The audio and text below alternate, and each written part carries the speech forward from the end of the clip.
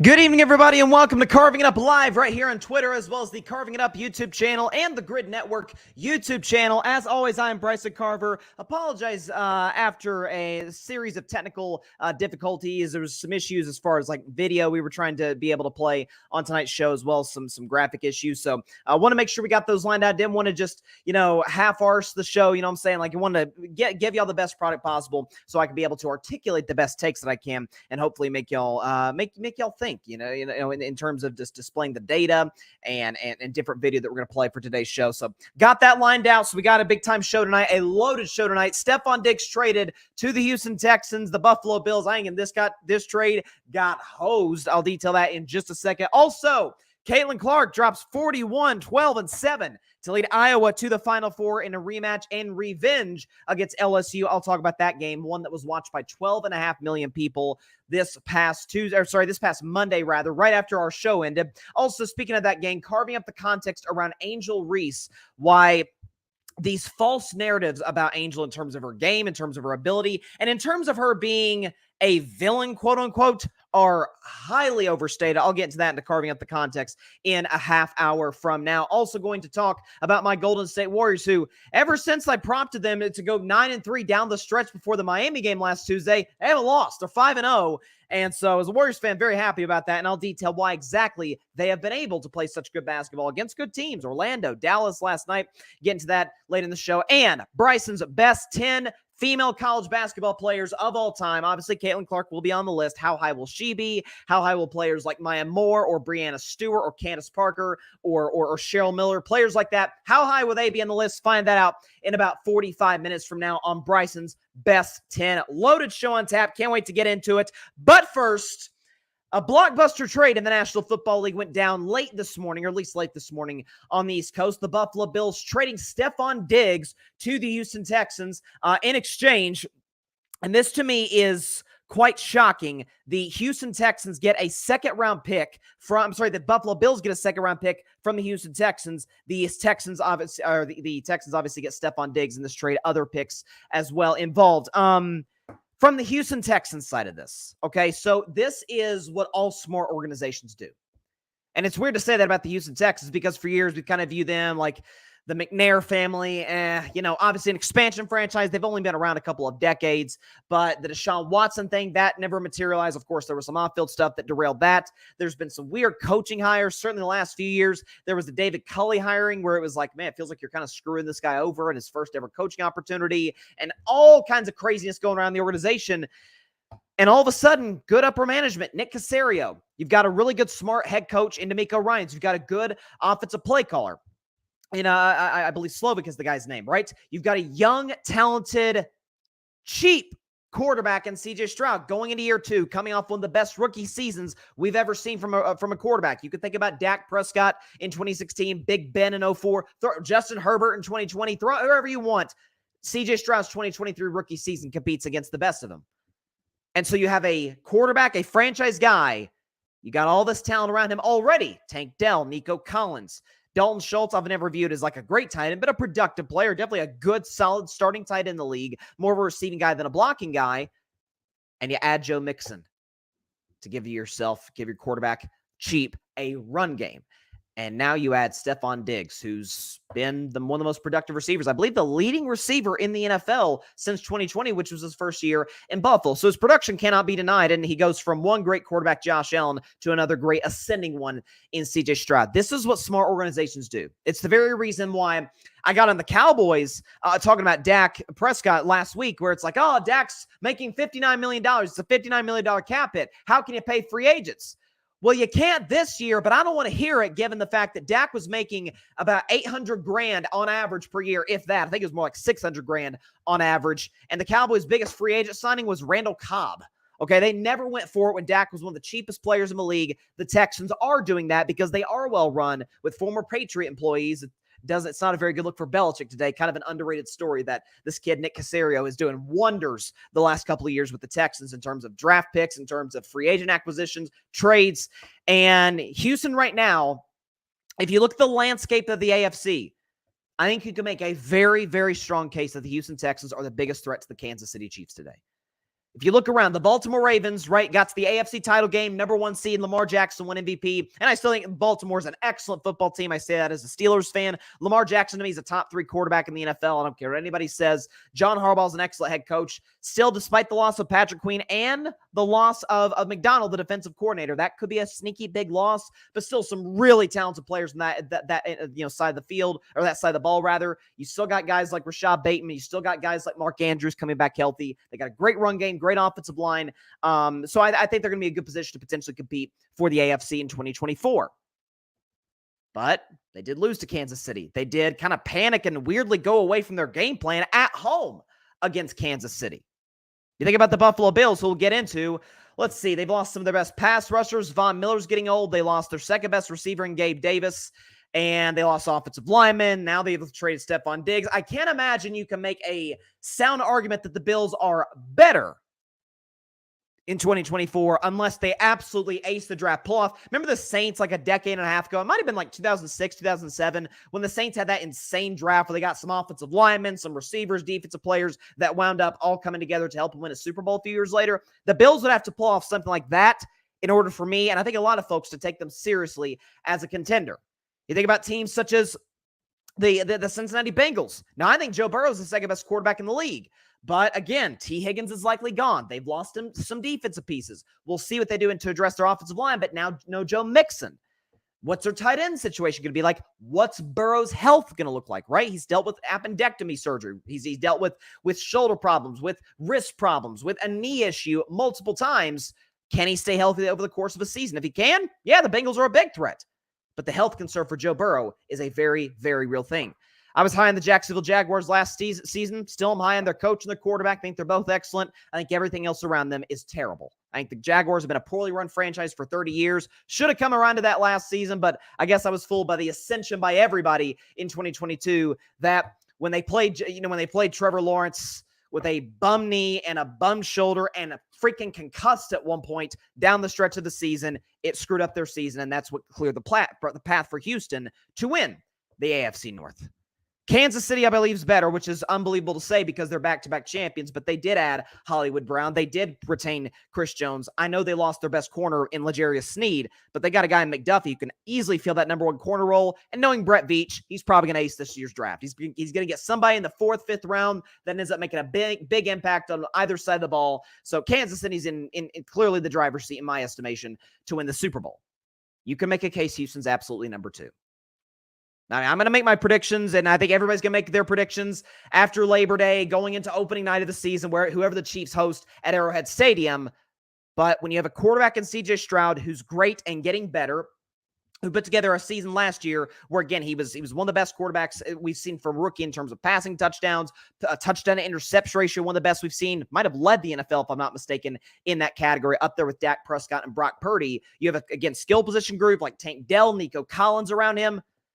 And by the way, against a Cleveland Browns defense that made everybody look average or below average, he torched him for over 40 points. I mean, just making big throw after big throw. He has a cannon for an arm. He's mobile enough. He's got a good offensive coordinator. He's got an excellent head coach. And by the way, the defense backing him up, Will Anderson. They got some really, really good players on that side of the ball. We'll see what they do in the draft to kind of acquire more players to put this team together. But it's amazing. It goes to show you, I've been beating this drum for a very, very long time on this show, that when you get the quarterback and the head coach right, and particularly the offensive play caller, whether it be the head coach, whether it be an OC, if you get those 2.5, 3 pieces right, you're golden. You are absolutely a Super Bowl contender.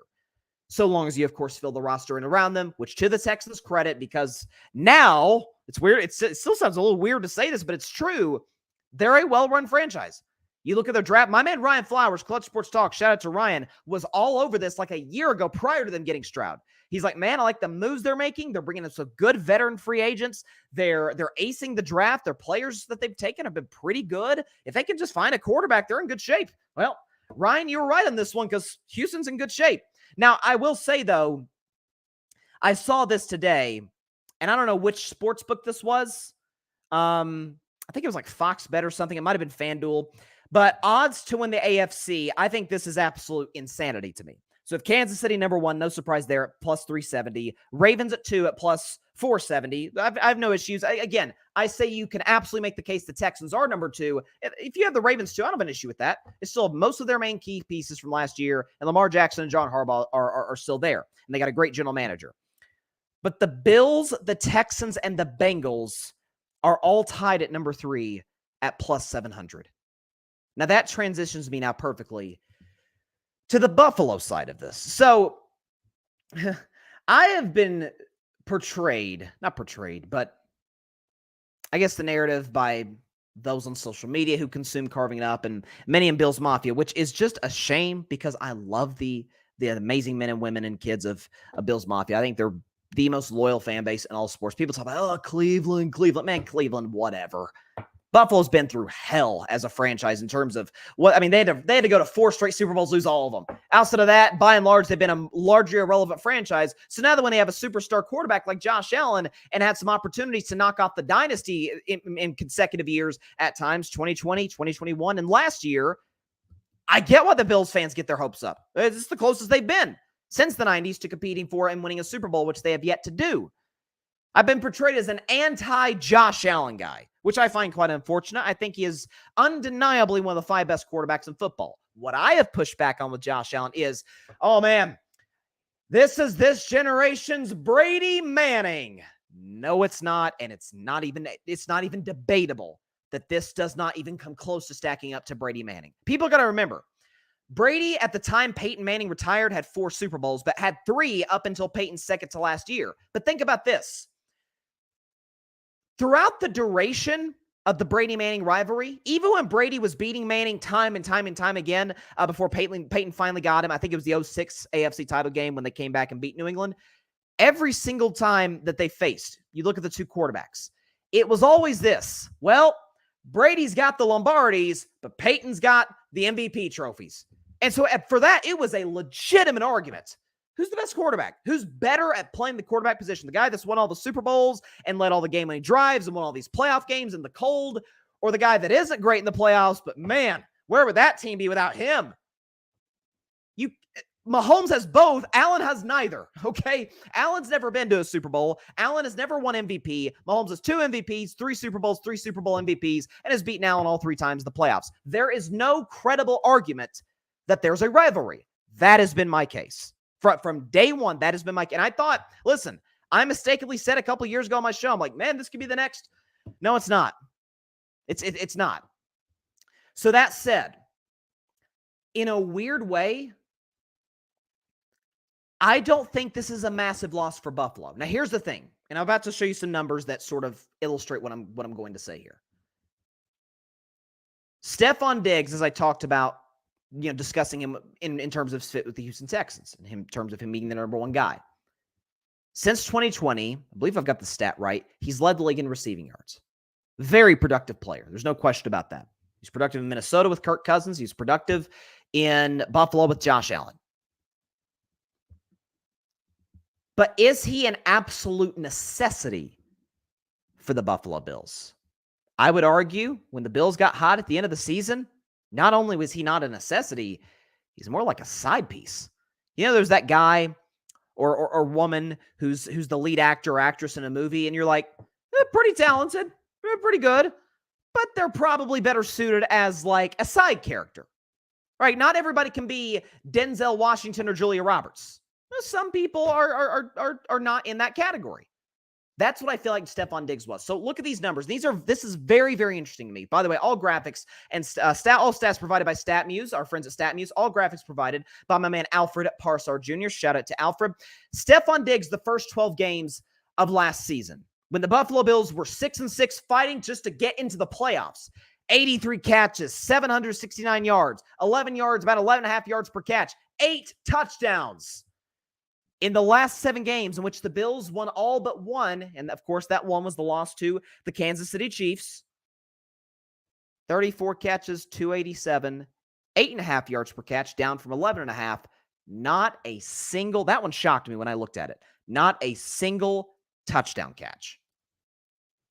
Why was that now? And this to me is the interesting aspect.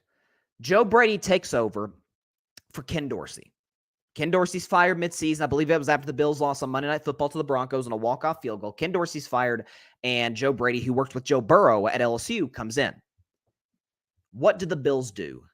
They transition into being kind of a run-first team. They played, honestly, a lot like the Baltimore Ravens. Now, their packages weren't the same as the Ravens, but in general, they were more of a run-first team. They have a mobile quarterback, a very mobile quarterback in Josh Allen, who can get yards in short yardage situations, but why would we want our quarterback to have to take all those shots when last year we had a pretty good offensive line? James Cook steps in. Remember that game they ran all over Dallas?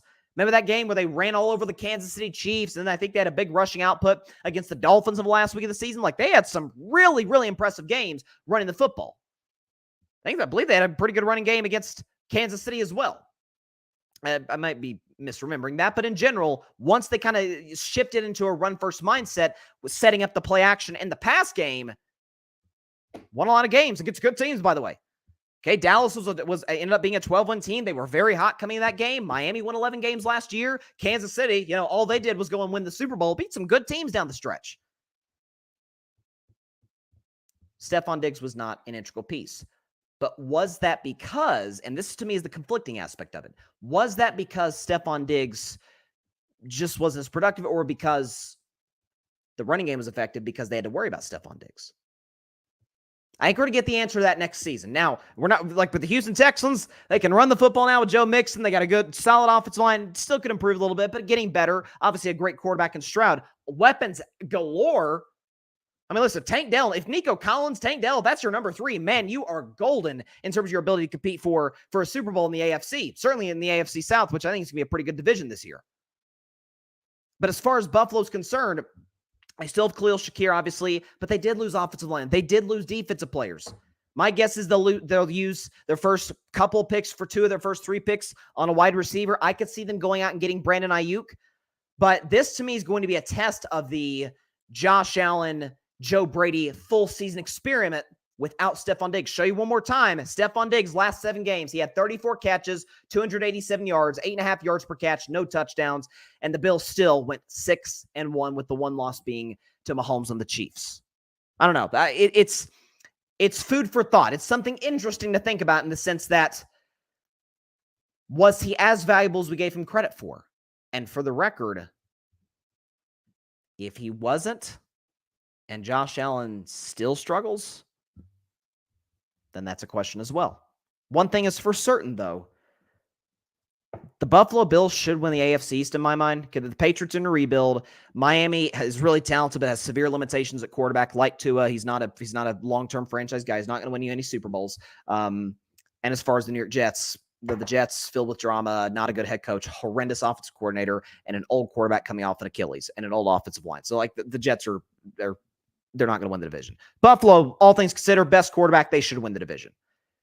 That team's not a championship contender. They will, in all likelihood, go out in round 1. Unless they absolutely positively ace the draft. If they add Brandon Ayuk or something, get a true number 1 receiver, then maybe they could kind of get back to what they were a year ago, which, again, win one playoff game, but not much further than that. Run into Kansas City, run into Cincinnati, Baltimore. Baltimore, they could be. Baltimore, I think they match up solid, relatively well against.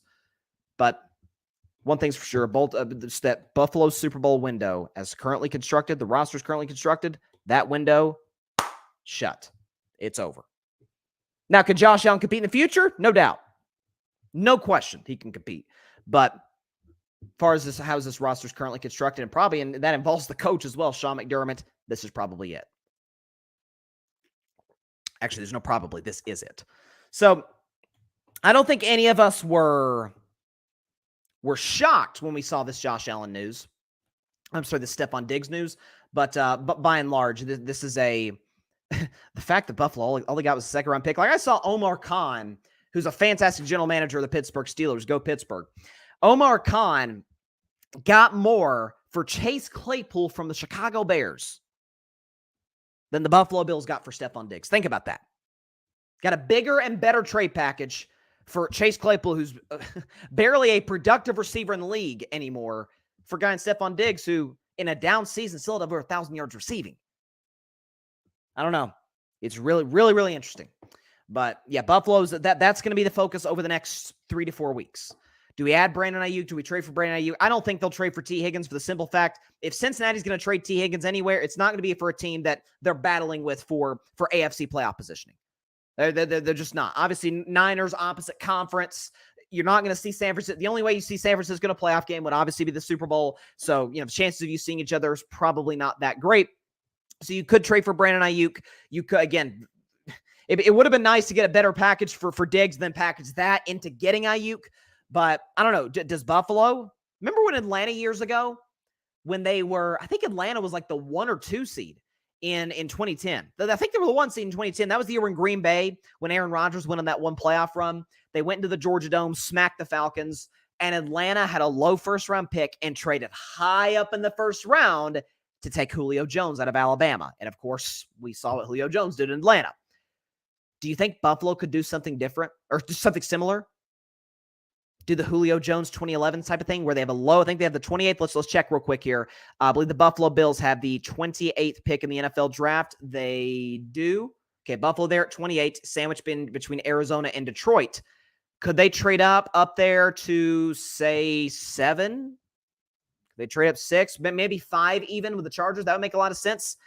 Take a Malik Neighbors. Take my guess is that, Marvin Harrison Jr. is probably off the board, but Malik Neighbors available, Rome Odunze, like those guys. I think all 3 of them. Harrison to me is as surefire a player, even more so than Caleb, and I love Caleb, but quarterback, there's so many things that go into that. I think this kid, I think Marvin Harrison Jr. is going to be one of the 5 best receivers in the sport within 2 years. I think he is going to be lights out. He's one of the best receiving prospects that we've seen from a route running perspective. He just runs clean, just smooth, technically sound routes. He's incredibly fast. So, but I think he's going to be a surefire home run. But I think Odunze and Neighbors had an unbelievable pro day at LSU. So I think those guys are fully capable of being superstars. Could the Bills decide to do what the Atlanta Falcons did in 2011? Atlanta trade up for Julio Jones?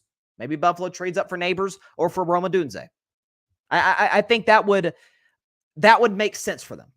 They still have a lot of holes. They let a lot of offensive linemen go. They're in a tough salary cap spot, a lot of defensive players, but ultimately, at the end of the day, man, it's a quarterback's league. It's an offensive play caller's league, and I get the Bills have transitioned into being a run team, but you will likely need that true number 1 receiver type of guy to open up the run game so they're not stacking the box. I mean, I asked Saquon Barkley how fun that experience was with the New York Giants. It was, I imagine, quite miserable. So there you go. I think Buffalo should win the AFC East. I have no reason to believe that they won't. As long as they have a healthy Josh Allen, good running game, they'll be able to hold their own. The Jets are the Jets. If Miami wins the division, I won't be stunned. I mean, it did come down to Miami-Buffalo in Week 18 for the division in Miami, and Tua played poorly in that game, but I wouldn't be shocked if the Dolphins win. But by and large, whoever wins the division, like the best bet to win a division in the NFL, not necessarily going to the conference championship or anything like that, but the best bet to win the division in the NFL, unless the roster is just straight garbage,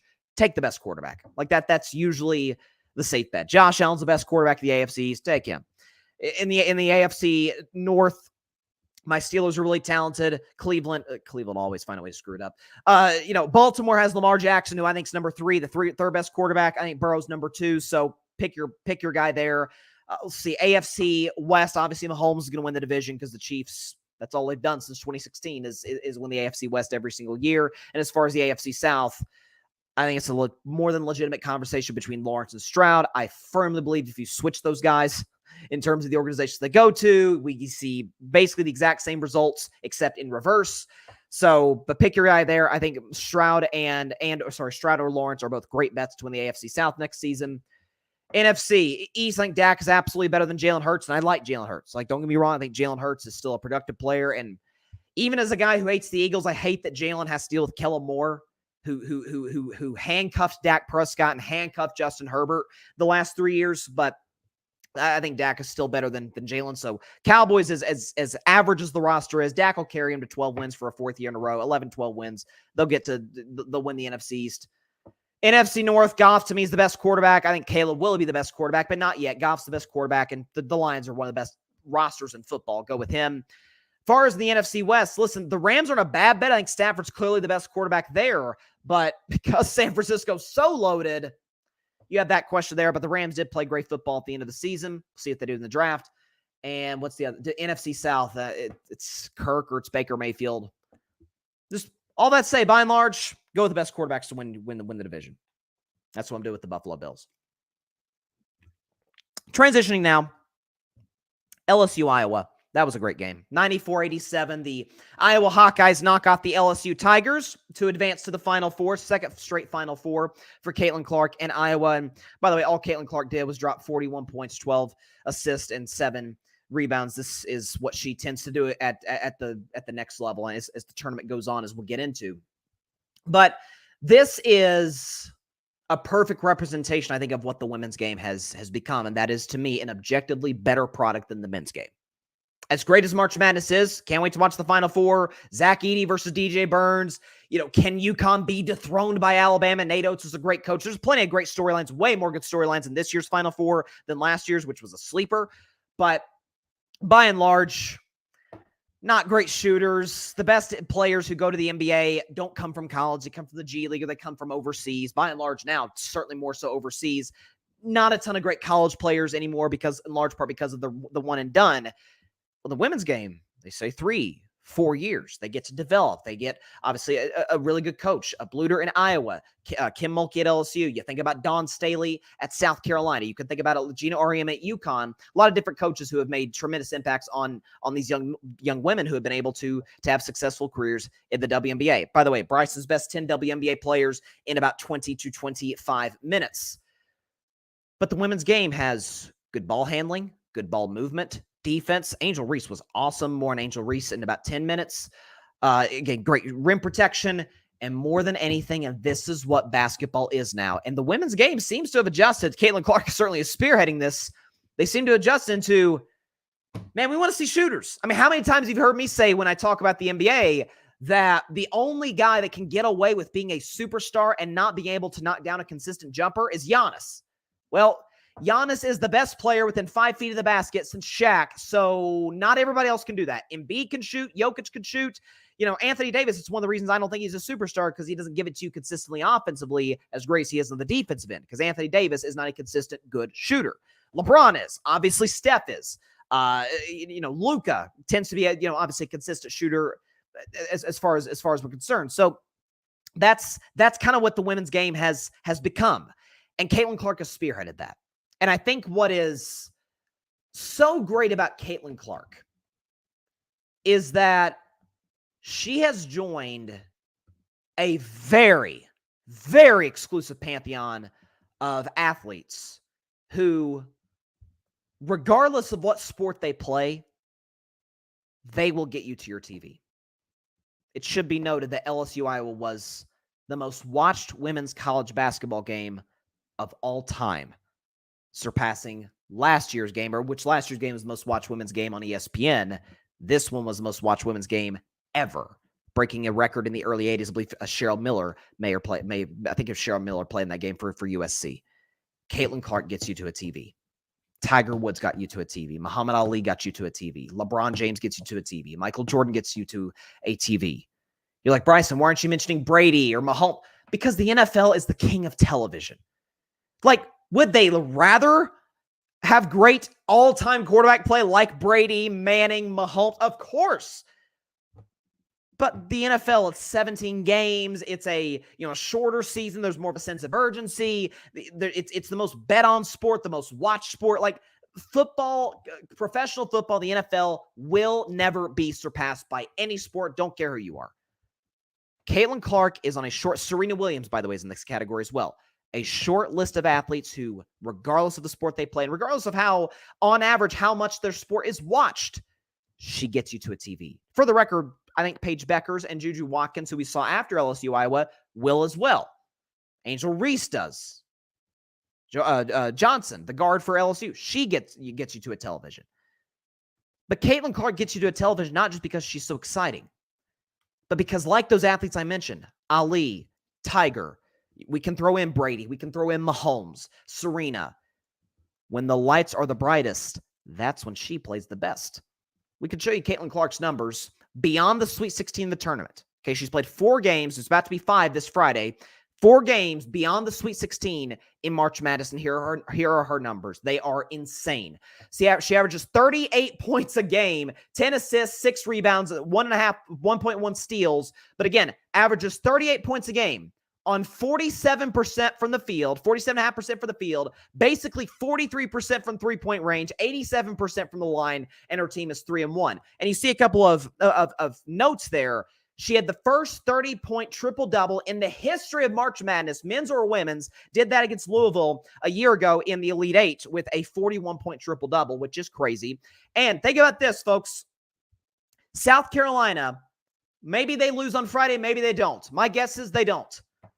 It will have been 760 plus days since they've lost 2 basketball games in that stretch. Their one loss, you guessed it, Caitlin Clark handed it to them with a 41-point performance. And in this game, she dropped 41 points. That seems to be our favorite number in the Elite Eight and beyond. When the lights get brightest, that's when she plays her best. The shots that I know sometimes we sound like we are like a broken record or overstating, maybe, as weird as that sounds, overstating how great something that a person does is. But there aren't, outside of Steph Curry and Damian Lillard, I would not want men or women, a single player, to take the shots that Caitlin Clark takes. Like if Klay Thompson, one of the greatest shooters ever, if Kyle Korver, think about some of the all-time great three-point shooters, Reggie Miller, Ray Allen, if those guys took those shots, you're like, what are you doing? Steph and Dame are the only guys I'm like, yeah, they can make that. I've seen them make it a million times. Steph was kind of the guy to originate it. And Caitlin Clark does it routinely. She shot 9 for 20 from three-point range, which, given the shots that she takes, I saw a stat, or they read a stat. Ryan Rucco, who called the game, did a tremendous job. Ryan Rucco, Rebecca Lobo, who do a great job on ESPN calling the women's tournament. Ryan Rucco threw out a stat, and he kind of did it, at least I thought, that's how I interpreted it, kind of flippantly. And I heard that, I'm like, that's crazy. The three-point line is 22 feet. Caitlin Clark's average three-point shot is from 26 feet out. 4 feet beyond the three-point line. Her average shot, 4 feet beyond the three-point line. Not to mention, and this matters because Tiger had it, Ali had it, Serena had it, Brady, Mahomes, Jordan, LeBron. This matters. She's got the moxie. She's got the swagger. She's got the attitude of somebody who knows the stage that she's on and what she's capable of doing in showing out on said stage. That's what she does. We saw it last year in the tournament against Louisville, against South Carolina, seeing this year in the tournament, and this year really all season long throughout her career at Iowa. She lives for the big moment. When the lights get the brightest, that is when she plays her best, and that's all we want to see from our most elite athletes. 12.5 million people watched this basketball game. That is a higher rating than the entire World Series last year. It is a higher rating than 4 of the 5 NBA Finals games between the Nuggets and the Heat, and is higher rated. Think about this. This one to me was the most surprising. Michigan and Ohio State, the game in college football, was the only college football regular season game that got a higher rating than LSU Iowa. I mean, think about the history and tradition. College football is more watched than any other college sport. And every single game in terms of ratings lost to LSU Iowa but one. That's the Caitlin Clark effect. That's what she's done for women's college basketball. And that, to me, and this is a sidebar that we'll get to in years to come, and then I'll transition to LSU and Angel Reese for carving up the context. I think there's a lot of pressure on the WNBA right now. I saw this. I was actually listening to Nick Wright's podcast, and his son, who's his co-host, threw out a stat that he saw in USA Today. that Caitlin Clark, based on what the number one pick in the draft last year, Leah Boston from South Carolina, who was drafted by the Indiana Fever, who this year had the number one pick, they're going to take Caitlin Clark. Aaliyah Boston has a contract. Listen, for the rest of us, that's a lot of money. But for professional athletes, this is nothing. That on average pays her a little more than $200,000. Because of, obviously, the lack of eyeballs to the WNBA compared to the NBA and compared to other leagues. If the WNBA cannot market Caitlin Clark, if they cannot, in the next few years, market Juju and Paige and Angel Reese, if they can't market these players, you may have to disband the league and create a new one. For the record, maybe there'll be another league. Ice Cube obviously recruited Caitlin Clark to I forget what Ice Cube's league is called. Not the Big East, the Big Three, basketball league, which is like a 3-on-3 basketball league. And he offered Caitlin Clark $5 million to compete in it. Remember the NBA? Well, I don't remember this because I wasn't around, but the NBA was at its most irrelevant in the 1970s. So what happened? The ABA, Dr. J, won championships, won MVPs. I would argue, a very strong argument can be made that the best basketball in the 1970s wasn't played in the NBA. It was played in the ABA. And then you had two massive marketable stars, Magic Johnson for the Lakers out of Michigan State, Larry Bird for the Boston Celtics out of Indiana State, who saved the NBA and have obviously them coming in and all those finals matchups in the 80s helped the league get to where it is today in terms of its popularity and its revenue. I don't know if Caitlin will have that sort of impact in the WNBA. I hope so. I think it'd be awesome. But if the WNBA can't market Caitlin Clark, this is a gift for this league. Kathy Engelbert, I think, has done a really good job as the commissioner of the league, much better than the previous commissioner. But there's pressure on the WNBA to make sure that that this particular player is everywhere. Major League Baseball, which obviously a far more established product, they've been around for over a century and a half, but Major League Baseball is horrendously bad at marketing. Shohei Ohtani, Mike Trout, Aaron Judge, they're terrible at it. If the WNBA employs that strategy, which I don't think they will, but if they do, it could really hurt the league and maybe be the end of the league. I pray to God that's not the case, because I think a good WNBA is great for basketball as a whole. So really, really interesting sort of subplot there. But in general, this is a superstar. This is somebody who gets people to their TVs. I mean, it was a really, really cool thing to see. When you go on, I was live tweeting the whole game. And when you go on there and you see, again, my entire feed is just nothing but tweets. LSU, Iowa. Oh my gosh, Caitlin Clark, Angel Reese, and Kim Mulkey, and all these particular storylines and characters in this particular story were on full display at their best. What a win for women's college basketball. No question about it. By the way, feel free to chime in the comment section. Again, apologies for starting the show a little later than expected. Again, there were some technical difficulties with some video we were trying to be able to play on the show. We've got it. Show's running perfectly smoothly. But man, what a performance by Caitlin Clark. I mean, again, averages 38 points on 47, 43, 87 shooting splits after the Sweet 16, given the shots that she takes from deep in three-point range. It's unbelievable. There's no question. To a more serious story. And I don't think I've done a topic this serious in carving up the context, but it certainly warrants it. Carving up the context. It's a segment that I introduced right before the football season. I've continued it since. That if there's a major story, I try to add context to it, whether either to add to the information already given or to present a new angle, a new take, something that maybe hasn't been perceived before or conceived of before in regards to the particular story. On this segment. And so we do it every Wednesday, middle of the show, about 30, in this case, 40 minutes into the show. So as Primetime Deion Sanders says, give me my theme music. We got the theme music.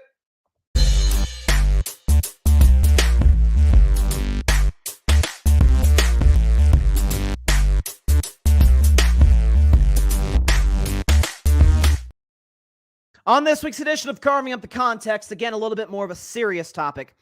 today. It is in the same game that we were just talking about, Caitlin Clark and the Iowa Hawkeyes winning 94-87 against the LSU Tigers, the defending national champion LSU Tigers. And again, Angel Reese was sort of one of the bigger storylines this game, obviously with the silly controversy from a year ago. I'll detail sort of the silliness of it after we hear the soundbite from Angel Reese.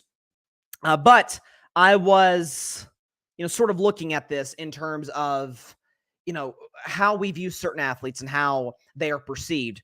And there's all these narratives. Oh, Angel Reese is no good. Angel Reese this, Angel Reese that. Well, in this game, she was the second best player on the floor. She had 17 points. She had 20 boards, and she had 4 blocks. By the way, a couple steals as well. 3 blocks and 2 steals. She absolutely took over this game. There's a stretch. LSU's only really positive stretch in this game offensively came via Angel Reese, getting her hand the passing lanes, blocking shots, kind of building the momentum for LSU in a similar way that she did in the first half a year ago. Unfortunately for the Tigers, that they were not able to pull through because Caitlin made some just incredible shots. But Angel Reese was very emotional after the game. And I want you to take a listen to what she said in terms of sort of the narrative surrounding her, what she's dealt with in the past year, and kind of deconstruct all of the issues surrounding her. But first, Angel Reese in the postgame presser after LSU's loss to Iowa on Monday night. I don't really get to stand up for myself. I mean, I have great teammates. I have a great support system. I got my hometown. I got my family that stands up for me. I don't really get to speak out on things just because I just try to ignore, and I just try to stand strong. Like, I've been through so much. I've seen so much. I've been attacked so many times. Death threats. I've been sexualized. I've been threatened. I've been so many things, and I've stood strong every single time. And I just try to stand strong for my teammates because I don't want them to see me down and, like, not be there for them. So I just want to always just know, like, I'm still a human. Like, all this has happened since I won the national championship, and I said the other day I haven't had peace since then. And it sucks, but I still wouldn't change. I wouldn't change anything, and I would still sit here and say, like, I'm unapologetically me. I'm going to always leave that mark and be who I am and stand on that. And hopefully the little girls that look up to me, and hopefully I give them some type of inspiration that, hopefully it's not this hard and all the things that come at you, but keep being who you are. Keep waking up every day. Keep being motivated, staying who you are, staying 10 toes, don't back down, and just be confident. I find that clip absolutely heartbreaking. I'll tell you why. She laid it out briefly, but I'll expound upon it. That was Angel Reese, obviously, after the game Monday night. Imagine you work your entire life to get to a certain point, and you get there, in this case, Angel Reese leading LSU, and I want to emphasize that as great of a team as LSU was last year, leading, being the emotional voice for that basketball team, being the best player on that basketball team. She was, after all, SEC Player of the Year. She's a multi-time, I believe, All-American player for the LSU Tigers. You accomplish all of these things, play with your teammates, grow bonds. They talk about the brotherhood and the sisterhood of the locker room. I imagine that's the case at LSU with Angel Reese and her teammates. You get to the mountaintop, the pinnacle, winning a national championship.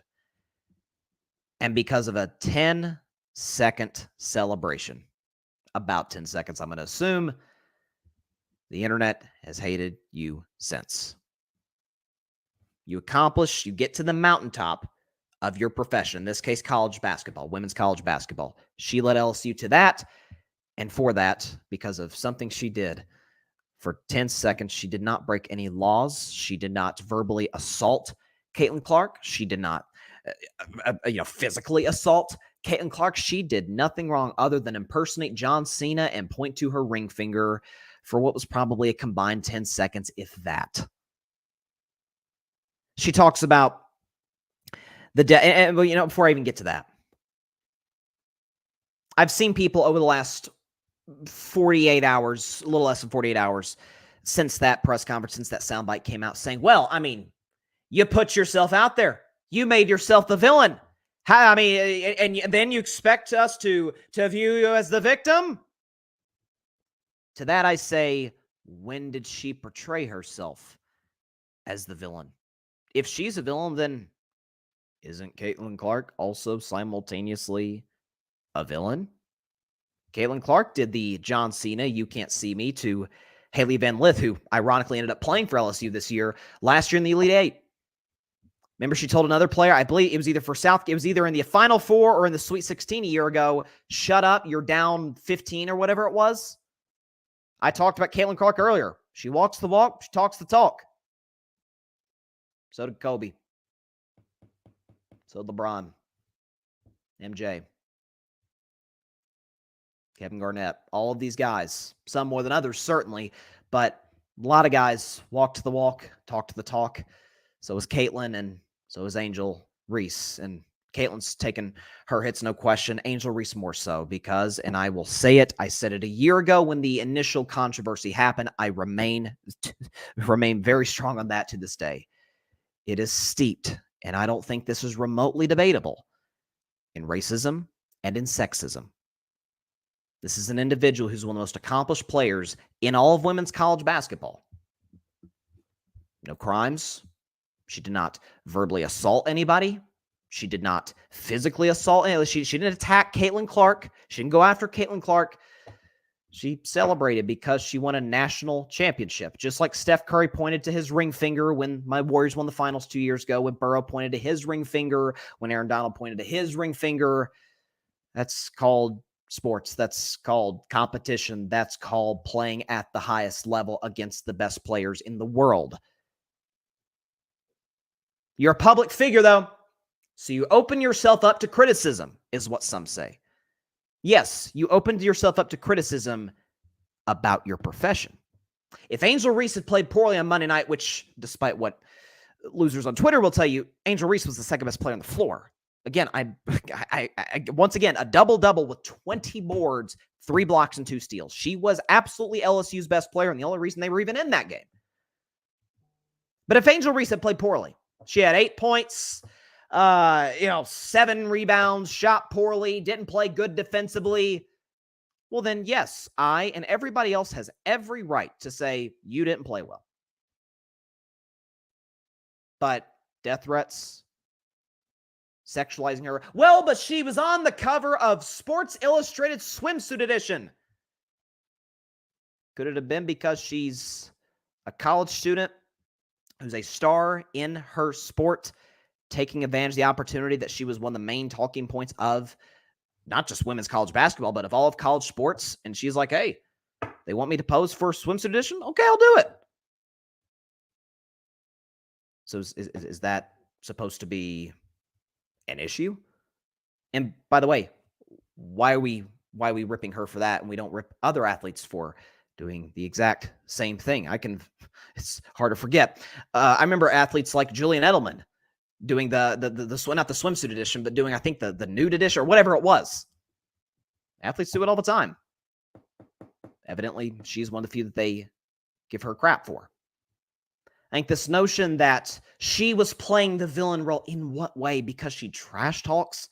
In that case, everybody's the villain. In that case, there's more villains than we initially thought. I mean, again, some talk more than others, but again, if we're just think about the NBA, Steph's not a big trash talker, but Steph doesn't care to talk his you-know-what to the crowd or to other players. Remember what he said to Dylan Brooks? He said, I remember what you did last year. And he reportedly, according to Celtics players, told the Celtics 2 years ago, after the Celtics went up 2-1 in the finals, enjoy your last win of the series. This is common in the NBA. Common in professional sports as a whole. But when Angel Reese does it, it's a problem. You know why? Because she's a strong, proud, confident black woman. That's why. We give certain athletes, I don't even want to say we give them a pass. I don't think there should be a pass given. This is sports. This is competitive. I think we often lose this many times. Sports are fun, man. You know, and I've ran it on baseball for years. Like when somebody Bryce Harper or somebody flips their bat. Oh, that is so class. It's like, bro, he just hit one 450 feet. He can do whatever he wants. Like, come on. Then he gets, pitcher throws at him the next at bat. Like, come on. You're soft if that's your reaction to that. How about throw a better two-seamer? This idea that athletes have to listen, if some athletes are more reserved than others, again, Barry Sanders is a prime example. Barry Sanders was the type of dude, right? Scored a touchdown, handed the ball to the ref, walked to the sideline. That was Barry. Barry was a quiet guy, a to himself guy. Calvin Johnson, ironically, same franchise, same way. Kawhi Leonard in the NBA. Like, that's just how some people are wired. Some people talk, some people don't. As long as there was no, like if she had said something like just really disgusting to Caitlin Clark, or she did this and she did this, and that was enough to set the internet off. And to this day, she still gets hate for it. And one thing we also have to remember, and then we'll move on, is that she is a 20, 21-year-old, about my age, Gen Z athlete for LSU. And this is, I talk about at the end of every show, take care of your physical as well as your mental health. That the thing with Angel Reese and with all athletes of her age, all people of her age, is that, and not to paint like Gen Z out to be the victim, but in some cases kind of are, that we have had to deal with social media our entire lives. Now, one could argue, well, then that makes it easier for you than for previous generations because they've had to adjust to. I talked about that with Steph and LeBron adjusting the three-point shot. They've had to adjust to social media. Sure, but once you get, I would argue it's almost more dangerous because once you get comfortable with social media, and I imagine Angel Reese had a social media presence prior to the national championship game a year ago. It obviously doubled, tripled, quadrupled since then, I imagine. Her popularity, her fame. And the fact of the matter is, when you are constantly, you look at your phone and you're seeing what Angel Reese talked about. Constant hate, again, death threats, just, again, attacks on Angel Reese that have absolutely nothing to do with her game. Nothing but personal shots. And to me, I think the rule in covering sports is, if you're talking about a particular athlete in the sense of their game or they're not playing well, then that is what they are paid to do. They are paid to play their particular sport. And if they don't play well, they are up for criticism. To me, the only time you rip an athlete off the field is if they are a truly bad human being. Antonio Brown's a player. Antonio Brown is not a good person. He has done so many off the field things that he's opened himself up for us to be like, what the heck is this guy doing? Like, well, come on, like multiple legal instances, all the above. We don't have to relitigate those things. Angel Reese has no legal history. Angel Reese has no issues with, again, she talked about, I don't have any issues with Caitlin Clark. Caitlin Clark, I don't have any issues with Angel Reese. This is a narrative that some of the media and fans are trying to create. So seeing that clip the other night, man, I was heartbroken for Angel Reese. Seeing what she and this entire generation, again, I say it as one of them, as one of Gen Z. Man, it's bleeping hard dealing with social media. Again, I've gotten pushback for takes that I've had on certain things, whether it be on YouTube, Instagram, TikTok, whatever the case may be, Twitter. I've gotten comments from time to time that are just have absolutely nothing to do with the take, that are just straight up mean. But I don't, like, again, I'm the type of person, I just kind of let it roll off the shoulder. But then again, that's just, some of that's just how I'm wired. Some of that's a lot of other factors. That's not always the case with the vast majority of Gen Z. When you are young, you are seeking validation. You're trying to figure out what you're going to do. You are still maturing. Your brain is still, evolving and forming. And in that process, it feels like from your phone, from the thing most intimate to you, on you all the time, that everything coming out of that is negative. You're telling me that's not going to have an impact on your mental health? And again, I want to emphasize this one more time before I finish this segment. The thing that she did, and I say that did as if she did something wrong, to provoke this was do the John Cena "You Can't See Me," which Caitlin Clark literally did days before, and point to the ring finger, which countless athletes have done. Burrows, Steph, Aaron Donald, heck, Jordan did it. So, man, I feel bad for Angel Reese. I do. And if people can say, oh, she makes millions of dollars. Folks, not to get too dark, but we've seen people who's had a lot of money in their lives end it Because it doesn't matter what your of course it matters what your socioeconomic status is. Some people say, maybe you're struggling, like, are you kidding me? But when your mental health is in a bad spot, things like that become irrelevant. And Angel Reese announced today she's going to the WNBA. Man, God bless her. Man, I'm hoping she has an awesome career. She has an awesome support system around her, as she articulated in that soundbite. I hope she gets good therapy, whatever help she needs, man. And you trolls online that are going after her for things that have absolutely nothing to do with her averaging a double-double for LSU and winning countless awards. And take a look at yourself in the mirror. What are you seeking to accomplish by trolling a 21-year-old on the internet? Not to her face, because we know you would never do that. So for this week's edition, again, a little bit more somber edition of Carving Up the Context, Angel Reese is not a villain. She's not. She never painted herself that way. Again, if a 10-second celebration is villainous, then basically every athlete's a villain. Every athlete that is not Kawhi Leonard is a villain. Point blank, period. I saw that. I was like, dang, like that. I mean, right now, I'm kind of makes me emotional. Like, it's like, you see it again. She is still a kid, and maybe it hits different because she's around my age, and I feel some of those similar, struggles, and I get that. Not to the perspective she gets it, because she's a nationally recognized figure, but man, I get those struggles, and a lot of you in this generation, generations younger than me, older than me, like, get it. It's freaking hard.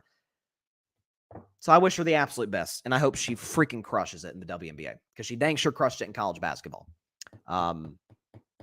Yeah, she's represented the sport in her university in a very positive way, and she's got great mentors. Shaquille O'Neal is one of her mentors, speaks glowingly about her. And wish Caitlin Clark, Angel Reese, Juju Watkins in the future. She is a freshman. Paige Beckers next year when she enters the WNBA draft. Everybody, nothing but the very, very best. And it's a shame that, given, last thought, we'll move on. It's a shame that, given the rise of women's college basketball, that it has taken this much of a toll on one of the faces of its league. It's a darn shame. It really is. Wishing the best for Angel Reese. All right, transitioning back, we're actually still staying on women's college basketball, because it is the focus, again, as big as the men's tournament is right now. You talk about, obviously, Purdue against NC State. Again, the DJ Burns, Zach Edey, which I'm not high on either as an NBA prospect. One's going to go to the NBA, one's probably going to the NFL in DJ Burns. Excuse me. Well, I'm not high on either. Their games right now are suited perfectly to kind of an undersized college game. So the back and forth battle between those two, I'll predict both men's and women's Final Fours on Friday's show. I cannot wait to see that matchup, that back and forth between the two. And then, other side of the bracket, you got Alabama, UConn. It's weird to call Alabama an underdog, because they're rarely an underdog in anything. And that includes men's basketball, by the way, because Nate Oates has done he's an excellent head coach, done a heck of a job with Alabama. They've got a really nice young point guard who could have an NBA future. But UConn, long, athletic, can shoot. Hurley is an awesome coach. And again, Bama's a 4 seed, knocked off North Carolina, 1 seed North Carolina, who I thought might have been the second best team in the tournament, to UConn. They're double-digit underdogs. And last I checked, they're 11.5-point underdogs to UConn. And so, the storylines in that one, as big as those storylines are, and again, the men's Final Four this year, exponentially better than a year ago. I mean, my gosh, that was a sleeper. Who was it? I think it was San Diego State, Florida Atlantic, UConn, sure, and Miami. Miami's not really a men's basketball school. It was kind of a laugher. And so, getting what we get this year, good stuff. Yeah, SEC, Big East, ACC, Big Ten. It's well represented by big conferences. That's what I want to see. No offense to Loyola Chicago, but I did not enjoy that run. I did not enjoy a mid-major getting to the Final Four. No. I want to see the big brands, the big dogs, best against the best. That's why I love Kansas City against San Francisco in the Super Bowl. But everybody's like, the Super Bowl that we deserve, I guess. It's like, are you kidding me? You should be so fortunate to deserve this. Best roster against the best quarterback. Love it. So that's kind of how I feel about March Madness and in general. So it sort of got off topic there. Back to the women's side, though. You got Paige, who is like Paige Beckers, who is perceived as Caitlin Clark before Caitlin Clark. But she had the ACL injury, but she's come back this year. Has been awesome. Had a great game the other night against USC. Obviously, we know Caitlin. More on her in just a second, this list I'm about to give. And then the other side, you got undefeated South Carolina. They haven't lost. My Vols, oh my gosh, they came darn close to knocking them off in the SEC tournament. Literally a shot away at the buzzer. And then they're facing NC State. NC State men's and women's getting to the Final Four, just like UConn. First time that two schools have ever done that. NC State's a really, really good team. A lot of good shooters. But, yeah, predict that tomorrow. They've got a heck of a battle again. Last thing, I'll move to Bryce's best 10. What's NC State? What's the line on that game? I'm actually curious now because I haven't checked the lines for the women's. Okay, so South Carolina is about the same favorite against NC State as UConn is against Alabama, 11.5. Iowa's a 2.5-point favorite against Iowa. I'm sorry, yeah, Iowa's a 2.5-point favorite against UConn, which that feels about right. 11.5 for South Carolina. That's a lot, but hey, they haven't lost this year. They're only lost in the last 700 plus days to Caitlin Clark and Iowa. So that stuff's got to matter. No question about it. All right. So there's been a debate about Caitlin Clark. Is she the greatest female player of all time in college basketball? We got to see what she does in the next level. Obviously, I anticipate she'll be awesome. But I was thinking about this. Okay, is it her? Is it certain players from previous generations? So I put together a list. I'm like, okay, who's the best? So let's get the background music going right now. It is Bryson's best 10 women's college players of all time. We will start on Bryce's best 10. We will start at number 10, the 10th best women's college basketball player of all time. Pretty recent, Kelsey Plum. Kelsey Plum out of Washington, the 10th greatest women's college player of all time. And here's why. Now, she never won any championships. The fact of the matter is most haven't unless you played at Tennessee or UConn historically. But all Kelsey Plum did was prior to Caitlin Clark doing this a month ago, she had the all-time women's scoring record in the history of women's college basketball. She was the number 1 pick in 2017 from the WNBA San Antonio team, which went on to go on to be the Las Vegas Aces, who have really become the new dynasty of the WNBA. They won back-to-back championships. Kelsey Plum's been the second best player on those teams. She had an awesome college career, excellent shooter, excellent offensive shot creator, shot taker, and maker. She was kind of in a certain way, given how the sport has sort of shifted, I think in large part, both men's and women's has shifted because of Steph Curry. She was kind of able to be a pioneer to sort of allow players like Caitlin Clark and like Paige Beckers to sort of look like Juju Watkins to sort of evolve into this shooter's first type of women's college basketball. So props to Kelsey Plum. Again, all-time women's scoring leader in the history of college basketball prior to Caitlin Clark beating that record just a month ago. But shout out to Kelsey Plum, great WNBA player, great college player, the 10th greatest women's college player of all time. At number 9, it is Brittney Griner out of Baylor. Brittney Griner, the 9th greatest women's college basketball player of all time, and here is why. I was looking at some of these players' stats, and the one on Brittney Griner was unbelievable. So Brittney Griner, by the way, Kelsey Plum won a Player of the Year. So did Brittney Griner. She won 1 championship at Baylor in 2012. She won a National Player of the Year. Brittney Griner, in her college career, these stats are unbelievable. This stat in particular. She averaged 5 blocks a game.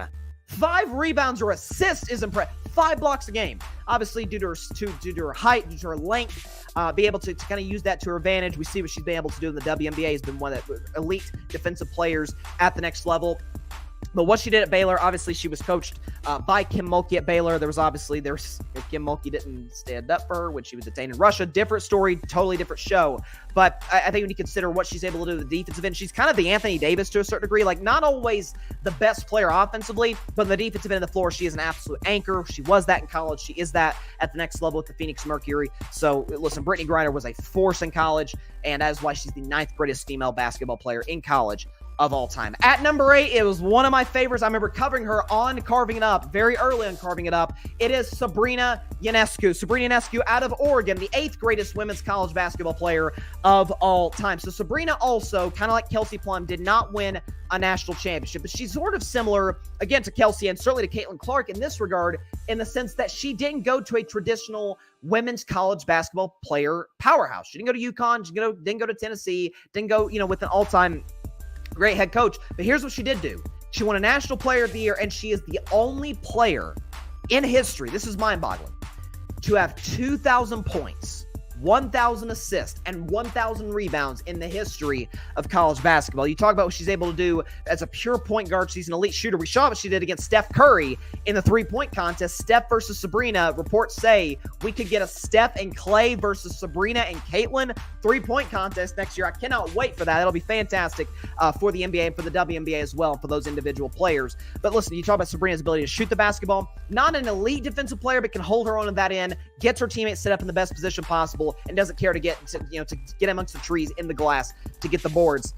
Elite player, elite offensive player in every way you slice it. Sabrina Ionescu, again, one of my favorites. Remember talking about her on the show back in 2020 prior to COVID. The 8th greatest women's player of all time in college basketball. At number 7, another one of my favorite players around sort of this era that I remember growing up watching women's basketball. And at number 7, it is Diana Taurasi. Diana Taurasi, the 7th greatest female college basketball player of all time, and here is why. So she won 2 championships at UConn. She won 2 National Players of the Year. In the WNBA, she's the all-time leading scorer, obviously elite shot creator, shot taker, and shot maker. It's funny, she plays for the Phoenix Mercury. Her game is very similar from the women's perspective of Devin Booker. Obviously, Devin Booker plays for the Phoenix Suns of the NBA. That's kind of what Diana Taurasi reminds me of. I think you see some similarities there. She's an elite shooter. She can handle the basketball. Just a classic number 2 guard. Obviously played with Sue Bird, probably the greatest point guard, shooting guard connection in the history of the women's game. Sue Bird barely missed out in this list, but Sue was obviously an awesome player in her own right. Great, classic point guard. But again, talk about Diana Taurasi's ability to create her own shots. Again, not an elite defensive player, but can hold her own. Kobe Bryant once said that she could have played at the next level in the NBA. She was that talented, that skilled, that good. And listen, if the Mamba said it, then I'm going to say I'm going to go with that as well. She was very tight with Kobe.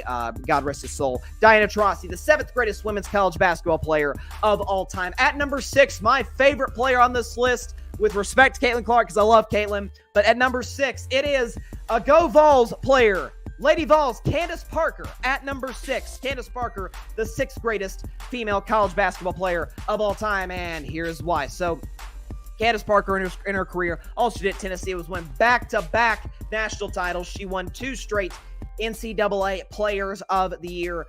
You talk about what she could do on the defensive end in particular, but again, the offensive end, the classic double threat, again, very similar to an Anthony Davis, to a, I don't want to say Sabonis, because Candace Parker in her sport is better than Sabonis at his, but just being able to sustain this longevity. Again, she's sort of in the twilight years of her career with the Las Vegas Aces. She did get a ring last year with Vegas, with them winning the championship. Excellent leader. Was with Pat Summitt for all those years at UT. Has been with the Los Angeles Sparks, with the Chicago Sky, and now with the Las Vegas Aces. Kind of a veteran presence on that basketball team.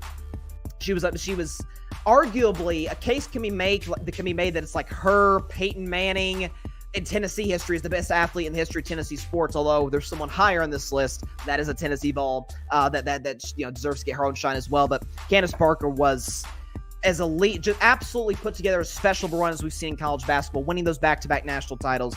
I believe one of the last titles that Pat Summitt was able to win before her career came to an abrupt end in the early 2010s. Summitt, God rest her soul, loved Candace Parker, and it's fitting. Candace, actually, the year Pat Summitt passed away, won a championship with the Los Angeles Sparks, and she's an excellent role model for the game to young girls everywhere. Love Candace Parker, one of my favorite players ever, actually my favorite player ever. Let's be real, she's a Tennessee Vol. Go Vols! Candace Parker, the 6th greatest women's college basketball player of all time. At number 5, it is another Tennessee Volunteer. Let's give her shine as well. It is Shamiqua Holtzclaw. Shamiqua Holtzclaw, the 5th greatest women's college basketball player of all time, and here's why. So, from a pure talent perspective, probably not the player that Candace was, but she absolutely held her own in the 90s and kind of the golden era for Tennessee women's basketball. All she did was win not 1, not 2, but 3 national titles. She won 2 National Players of the Year. Just an elite offensive player, really coachable, excellent, kind of leader for that basketball team in the 90s. Again, was able to lead Tennessee to kind of the peak years, like the 90s, mid-2000s was kind of the golden era. Forget of Tennessee women's basketball, of all of Tennessee basketball. Tennessee men's only made their 2nd Elite 8 just this past week. Obviously, Pat Summitt set a standard there that has really never been matched outside of UConn and Gino Auriemma over there. But Talk about what Shemekwa did. One of the most underrated players of all time. Again, maybe didn't do in the WNBA what we thought she would be able to accomplish, but by and large, just an elite college basketball player, elite at the University of Tennessee, and incredible offensive shot creator, taker, and maker. Shemekwa Holtzclaw, the 5th greatest women's college basketball player of all time. Now we're moving into UConn. Another UConn women's player makes the number 4 spot. It is Breanna Stewart. Breanna Stewart, the 4th greatest women's college basketball player of all time, and here is why. So I was looking at a lot of lists, like where do other people have her? Some lists have Breanna Stewart as high as number 1, giving her the top spot, which it's hard to deny it from as far as an accolades perspective. She won all 4 years she was at UConn. She won a championship every single year, and she won not 1, not 2, but 3 National Player of the Year awards. Elite center. Again, she was the MVP of the league last season. With all due respect, should have been Asia Wilson, but that's beside the point. Obviously, she won at the next level. She's probably the best player that Gina Auriemma ever coached, although I can make a case somebody is higher on that list. Probably the best center that Gina Auriemma ever coached. Again, the only reason that she's not a little bit higher on the list is because I think the 3 above her, just from a skill and from an influence perspective, are going to be very, very difficult to match. But we talk about her ability to block shots, her ability to score inside, basically at will. She did that at UConn for a long time. And by the way, she has a college basketball resume from a winning standpoint. And again, I get she had Gino and all this, but this next player had another legendary coach in John Wooden. She has a almost Kareem-like resume, because in 4 years at the University of Connecticut, Breanna Stewart lost 5 basketball games, 5 in 4 years, and of course won a championship every single year. So props to her. Shout out to her, obviously playing right now for the New York Liberty with Sabrina Ionescu, who's on this list. Breanna Stewart, the 4th greatest women's college basketball player of all time. At number 3, again, from 4 to 1, a lot of folks make cases that they're the greatest women's player ever in college. At number 3, the sibling of Reggie Miller, and a better player from a pure talent perspective in her arena in the women's game than Reggie was, with all due respect to Reggie, is, of course, his sister, Cheryl Miller. Cheryl Miller, the 3rd greatest women's college player of all time, and here is why. So it's a real shame that the WNBA didn't exist in the 1980s. Otherwise, she obviously would have been the consensus number 1 overall pick by whoever would have existed at that point. She would have gone on to do really special things at the next level. So again, kind of the ultimate what if on this list. Like, man, what if she had been able to she had the opportunity to ascend to that next sort of level that we see a lot of these other players on this list who have been able to do in the WNBA. But Cheryl Miller, 2-time champion, 3-time player of the year. Not a lot of film, not a lot of footage of her. Again, sort of similar to Wilt Chamberlain in a way in terms of her pure dominance. Her statistical outputs were absolutely insane when you look at them. But again, we don't have the film that we do, obviously, for these other players by and large. So you have to take that into account. But she, one time in a game in college, I believe, scored 100 points.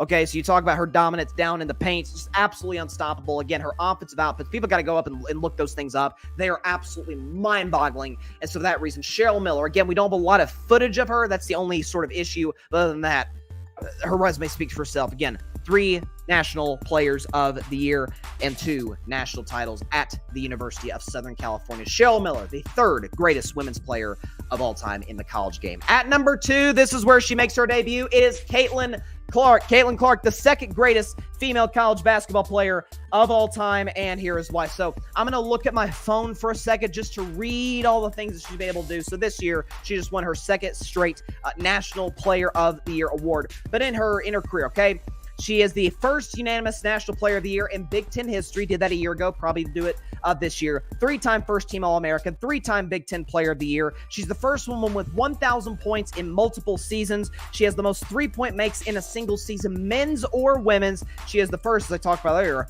first 30-point triple-double in the history of the NCAA tournament, men's or women's. And oh, by the way, she's the all-time leading scorer, men's or women's, in the history of college basketball. It goes Pistol Pete Maravich, and then it goes Caitlin Clark at the top. You talk about what she's done. Again, I was talked about earlier. She brought in 12 million viewers to watch this game. Iowa LSU, the rematch of last year's Natty, the most watched women's college basketball game of all time. Her impact of the game is unmatched. She is, again, she's one of those players people talk about, oh, she can't be this high without a championship. It's Iowa. Okay, if she went to UConn, if she went to another national power, if she went to play for Dawn Staley at South Carolina, that's a different story. When you consider what she did, or what she's done and continues to do, hopefully her run continues to go past the Final Four. We'll see what happens there. But at Iowa, I always say, Name a more than 2-minute conversation you've ever had in your life outside of Des Moines about Iowa women's basketball before Caitlin Clark. Now she's the talk. She's leading sports shows like mine. So her influence, her shooting range is, again, only matched, men's or women's, by Steph Curry and Damian Lillard. That's it. That is it. The shots she takes are unbelievable. She, to me, Caitlin Clark, the second greatest women's college basketball player of all time. You have to be asking yourself, well, then who's number one? If it's not Cheryl Miller or Brandon Stewart, Caitlin Clark, then who is it? I'll tell you exactly who it is. And I'm going to stand on this because I'm a huge fan of hers. At number one, it is a UConn player, not a Tennessee player. I hate to say it. A UConn player, but nonetheless, a dominant figure. It is Maya Moore. Maya Moore, the greatest women's college basketball player of all time. And as far as I'm concerned, the greatest women's player, WNBA, college, whatever level, I have ever seen in my life. So she won 2 natties at UConn. She won 2 National Players of the Year. She's the number 1 overall pick by the Minnesota Lynx in 2011. This is, again, Caitlin, because of her shooting ability, you could possibly make this case. Maya Moore, I honest to God believe she could have played in the NBA. She was that skilled. She was that strong, that powerful, that good of a shot creator, taker, and maker, good shooter, great defensive player. She won multiple titles, multiple MVPs in a shortened career. Again, she retired after less than a decade to go on to serve in, to serve in social justice work. She ended up meeting her husband through that, who was, wrongly incarcerated, which is a really, really cool story. I implore everybody to look that story up. It's incredible. But again, you talk about her ability to do everything on the floor. She made all of her teammates better. And for what it's worth, the Minnesota Lynx, since she retired, have been nothing in the WNBA ever since. She was able to carry them to multiple titles, multiple championships, and she herself won multiple MVPs. At the college level, she was just as dominant. Again, a couple National Players of the Year, a couple championships. I get it. Brianna Stewart won more titles. Cheryl Miller won more Players of the Year. But from a pure talent perspective, this is what I argue with Jordan and LeBron. It shouldn't matter, regardless who you have as the GOAT, it shouldn't matter that LeBron James is objectively better at playing basketball than Michael Jordan. Just as good of a scorer, better rebounder, better assist guy. Jordan's probably the better defensive player. That's the only thing you could say Jordan's absolutely better than. LeBron's a better shooter. LeBron's a better, leader by and large. His teammates love him. Michael Jordan's teammates kind of hated him. I think a similar conversation needs to be had about Maya Moore. Like, we talk about the accomplishments. We talk about, again, Caitlin could move above Maya if she wins a national title because the run she'd be able to put together is crazy. But listen, I will stand on this until proved otherwise. Unless Caitlin goes on to win it all, that Maya Moore is the greatest, certainly the greatest women's player I've ever seen. And right now, we'll see what happens this weekend. The greatest women's college basketball player in history of all time. I see John Rivera, who, by the way, competed in the 8 o'clock spot last night. The Grid, shout out to John. He's got the trophy emoji. Is he referring to Caitlin Clark? She needs to win a championship to get higher. Listen, again, I get that, but I don't think. Again, let's run through the list one more time. From 10 to 1, okay? Top 10 women's college players ever. So from 10 to 1. So I got 10 to 1, Kelsey Plum, Brittany Griner, Sabrina Ionescu, Diana Taurasi, Candace Parker, go Vols, Shamika Holtzclaw, go Vols, Brianna Stewart, Cheryl Miller, Caitlin Clark, and Maya Moore. I don't think you can have a conversation about who the greatest women's player is and not include Caitlin Clark. You can't have a resume that great for a non-basketball powerhouse. Again, brings so big of an audience. It's kind of, you know what it reminds me of? It's like Jack Nicklaus has more majors than Tiger Woods. And again, I know injuries and other factors contributed to Tiger's demise. Tiger Woods was a better golfer. I mean, Tiger Woods, the sport has all but died. And I shouldn't say the sport, the PGA has all but died in terms of our interest in it ever since Tiger exited his prime. Like that, she has that kind of effect. You have to get in front of a TV to watch Caitlin Clark. And so that combined with her unbelievable stats, to me, contributing to her being worst case number 2. If she wins a title and in doing so beats defending champion LSU, beats traditional powerhouse UConn, and beats undefeated South Carolina for the second year in a row. Folks, think about this. South Carolina people forget this. South Carolina, they're undefeated this year. They were undefeated last year. Don Staley, all these future WNBA players, Aaliyah Boston, who's going to be Caitlin Clark's teammate in a few months. Caitlin Clark torched them for 41 points and eliminated them. If she does that again, the records, the stats. Now you'd have one of the most difficult titles ever won. Listen, I would still say Maya Moore's the greatest women's player overall, college or pro. But as far as college, I think you got to put Caitlin at number one. I think you have to. She's had that kind of impact. Again, it's the Tiger Woods effect. Boxing has kind of died, ever since, obviously, you had Tyson, all that, but boxing is not close to again, it's MMA. It's all these other sports that are, far more, all these other combat sports that are more popular. Heck, WWE is way more popular than boxing. There you go. That's kind of where I'm at on the Caitlin Clark effect, which is substantial to say the very least. Okay, last topic before we get out of here. Appreciate everybody stopping by as always to the show. Man, so my Golden State Warriors, I'm going to take credit for something. I'm going to take credit because a week ago, 8 days ago, 9 days ago, 9 days ago, I put out a tweet before the Golden State Warriors took on the Miami Heat on a Tuesday night in South Beach. And I said that with 12 games to go, the Warriors sitting at the 10 seed, and the Rockets. Whoops, did that to my mic. The Rockets. They're catching Golden State. Watch out. I said, no, I'm not worried about Houston. But that said, I was teetering last Monday. For you folks that maybe didn't see the show, I was, as a diehard lifelong Warriors fan, I was teetering. I'm like, I don't know if I can buy into this team as a championship contender. Steph is still amazing. Kuminga's too young.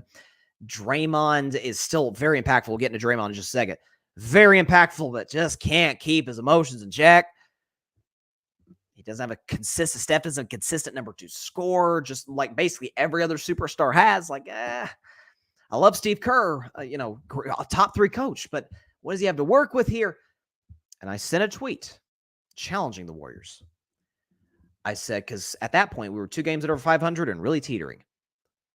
If the Golden State Warriors go worst case scenario 9-3 down the stretch of the last 12 games, then I'm all in on them as a title contender, assuming they're healthy. Obviously, Kuminga's been out the last few games.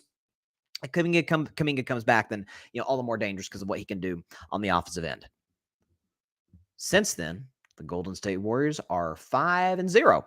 Including wins over. I'm not going to count the Miami game because basically none of Miami's outside of Bam Adebayo, none of Miami's key players played. We got to put that in perspective. But second night of a back-to-back, the game that Draymond got ejected, went to Orlando. Right now, Orlando has an opportunity to potentially be the 3 seed in the Eastern Conference. Great defensive team, young talent, Paolo Banchero, Jalen Suggs, Wagner. And Steph Curry did what he always does in the fourth quarter, and that's close the deal. Andrew Wiggins was great. Scored 20 points for the record. Golden State Warriors, when Andrew Wiggins scores 20 points this season, 8-4. When Wiggins is aggressive, it's a different dynamic for this basketball team. There's no question about it. And Wiggins has had a down season, but when Andrew Wiggins is, again, it's not like Wiggins is like 35 years old. Wiggins is 28, 29 years old. This should be the prime of his career. And if he's able to be the guy that he was 2 years ago, then that's a different, conversation in terms of the impact that he can bring. But the Golden State Warriors beat Orlando. Then they took care of bad Charlotte. San Antonio, listen, it is Wemby, and the Spurs were on a 3-game winning streak, beat the Knicks, almost beat the Nuggets last night when Wemby put together another crazy stat line. Golden State won there. And last night against the Dallas Mavericks, who were objectively the hottest team in basketball. They won 7 in a row. Luka was putting up phenomenal numbers as he's been doing all season. But my Warriors eked out a win. 104-100 in a game that Steph Curry did not play well, in a game that Luka Doncic played amazing, and Kyrie Irving played amazing, and Klay Thompson didn't really have it. Well, who was the key? Well, it was Draymond Green. And I say that because it's true, because Draymond in this game, he dropped 20 points, 11 rebounds, 6 assists, and 6 steals against the San Antonio Spurs on Sunday. But Draymond Green in this game, 11 points, 8 rebounds, 6 assists, 5 for 8 from the field. Typical Draymond Green stat line. But he had 4 steals in this game. And maybe the block of the NBA season. Daniel Gafford, big guy for the Dallas Mavericks, okay? At this point in the game, we don't have the tape of it, unfortunately, but at this point in the game, okay, the Golden State Warriors in a dogfight with the Dallas Mavericks are up by 6 with a minute and a half to go. But Dallas, we know they can be explosive. They can go on a crazy run to potentially win it. Luka dishes a beautiful pass. It was Kyrie. Kyrie dishes a beautiful pass to Gafford. Looks like he's got a wide open layup. Only way to stop him is to foul him. And Draymond blocks the shot. He's fading out of bounds with the ball, saves it, throws the ball to Clay, and then on the other end gets a layup to put the Warriors up 8 and essentially kind of put the game away. It's games like Sunday against San Antonio. And I talked about this on Monday. And I say the same thing again today. It's games like Monday, games like Sunday and games like last night that make the Magic incident, an incident similar to it, all the more frustrating. It's like, oh, whoops, did something again with my mic. I'm getting worked up right now. It's like Draymond. You can play emotional. There's nothing wrong. I talked about Caitlin Clark, Angel Reese earlier. Nothing wrong with playing emotional. Just don't put yourself in a position where the ref has to eject you. And that's what he did against the Magic. I still believe he wanted to be ejected because he said what he said, Magic 2 or 3 words, turned around, walked to the locker room, then he was thrown out. He wanted to be ejected. If Draymond keeps his emotions in check, and by the way, we can show the stat. I keep updating the stat and showing it on the show, but we're going to keep updating this as long as the Warriors keep playing well. Here's Draymond Green, okay? When he's on the floor, it's a different team. Draymond Green, when he plays the full game, the Golden State Warriors are 29-17, 12 games over 500. When Draymond gets thrown out, they are 1-3, 2-11 since 2019. When Draymond doesn't play at all, they are 11-14, 3 games under 500. This is why I've always said when people are like, just move on from Draymond. To that, I've said they can't. He's too valuable. But he's got to stop putting himself in the position that he did last week against the Magic or with the punch on Yusuf Nurkic. The Gobert thing I defended because he was defending a teammate. Gobert was about to choke Clay. Draymond choked Gobert. The problem is he held on too long. Could have choked Rudy out. That's no bueno. But I defend him defending Clay.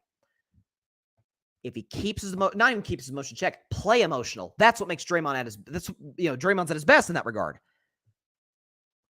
Just don't give the official a reason to toss you. That's it. That's all we're asking. And do what you do.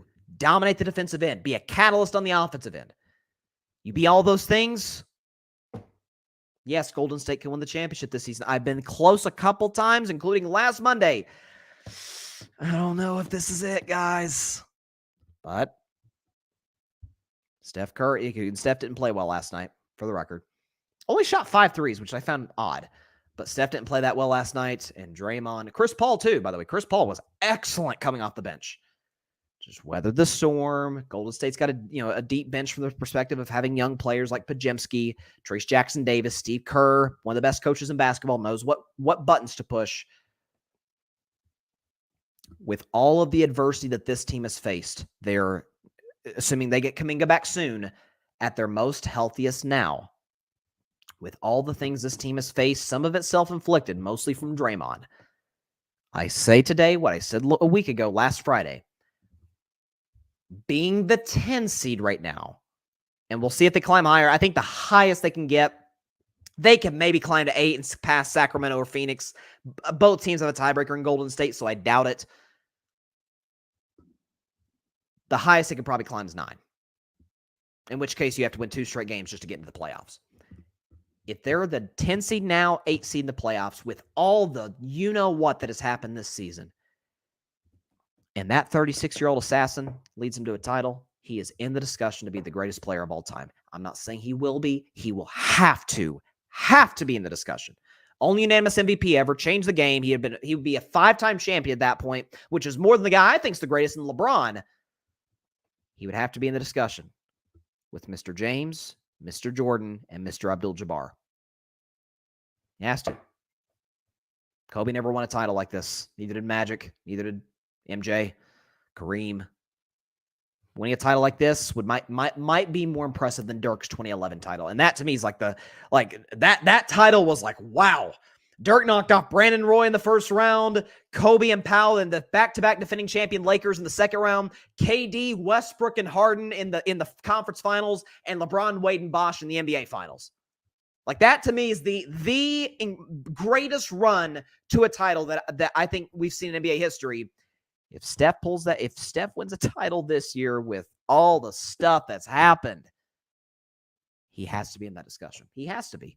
And I didn't, again, being the GOAT, and then we'll get out of here. Being the GOAT or in the GOAT discussion means that you are capable of doing things that defy logic, history, and reason. Things that were like, I didn't even know that was possible. To do what he has the potential to do would be remarkable. But he's going to need Draymond's help. And if Draymond plays like that, like he's been playing really in the last 5 games, absent the Orlando game that he got tossed, yeah, that's huge. Again, Denver's going to be tough. Denver is going to be tough, man. Outside of that, give me Golden State over everybody in the West. In a 7-game series. I'm rolling with the dynasty. Hold on, let me check, make sure. Because with the Stefon Diggs news today, see if we got anything else that is broken. It does not appear so. Just looking through here.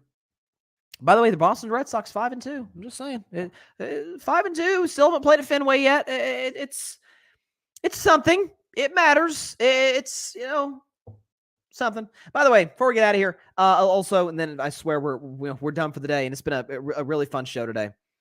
Did the Yankees lose today? Did the Yankees lose? Where are they? Dadgummit, they beat Arizona today. Well, we'll play the Big Poppy soundbite in short order. There's no question about it. We'll wait till they actually lose to play it.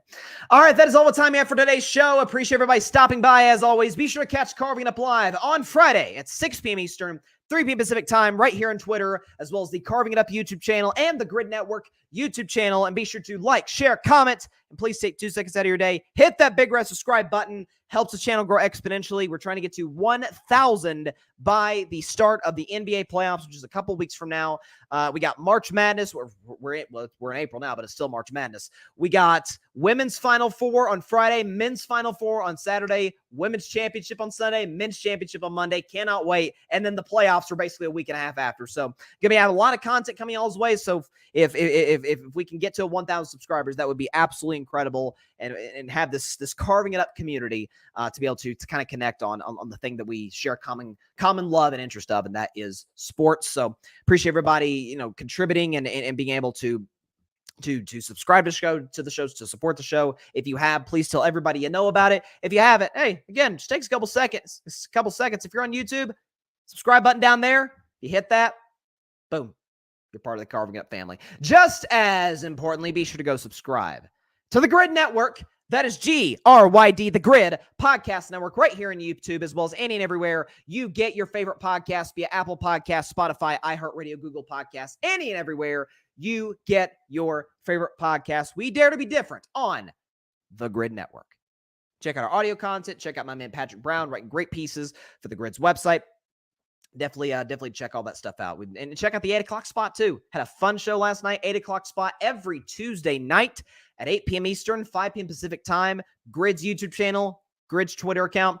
Barry Grant Jr., John Rivera, and Mr. Keith Nandon, who joined the show, a very first-time contestant on the 8 o'clock spot. Barry, who is now the points leader, host of the All Even podcast, co-founder of the network, and creator of the show, and he will not hesitate to tell you that, nor should he, won the show last night, put up an outstanding championship-level performance, and we'll see who takes his crown a week from now. So shout out to Barry, shout out to John, shout out to Keith, shout out to everybody who's competed on the show.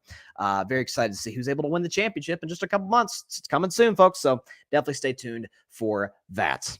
We will see you on Friday's show. Please stay safe out there. Please be sure to take care of your physical as well as your mental health. And please, please, please be sure to contact your local state representatives and senators to demand change for gun violence in America. No matter where you lean politically, this is something that affects all of us and something that we have to address as soon as possible.